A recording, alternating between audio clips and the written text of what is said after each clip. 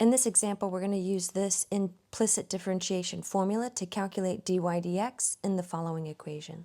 Notice that we're being asked to calculate first partials of some function. The function fxy is determined by essentially just getting all of the terms to one side of the equation. So we have y squared plus x squared y cubed minus ye raised to the x squared minus 1. So this is the surface function that when we slice it with the z is equal to 0 plane, we plug in 0 for z here, and we get essentially this two-dimensional trace curve in the floor. And we can use this surface function in order to help us get dy dx.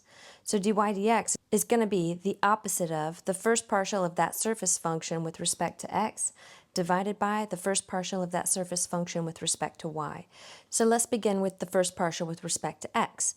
Holding y constant, this y squared is a constant, y cubed is going to be a constant multiple, so we'll pull that constant multiple to the front and evaluate the derivative of x squared, which is going to be 2x. Y is a constant multiple, and we're going to differentiate e to the x squared with respect to x. So that'll be minus y, the constant multiple pulls out. The derivative of e to the x squared is e to the x squared, but then we multiply by the derivative of the inside, x squared, which is 2x. And then, of course, the derivative of a constant is still 0. So let's clean this up just a tad.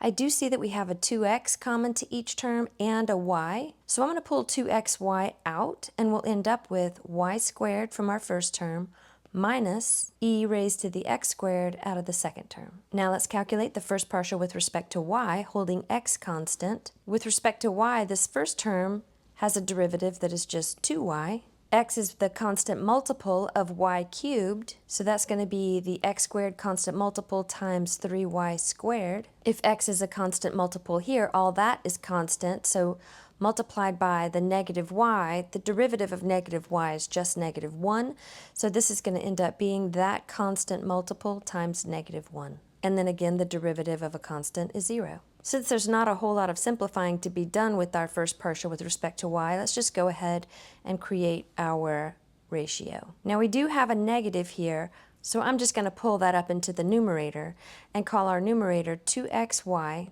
times y squared minus e to the x squared, and then we'll divide that by 2y plus 3x squared y squared minus e to the x squared. Of course, we would want to simplify this if it does simplify, but there's not much we can do to this. And also, it would be best practice to write it all in terms of x, but that would mean solving for x up here, which would be a nightmare. So we're going to say that this is a perfectly fine final answer submission.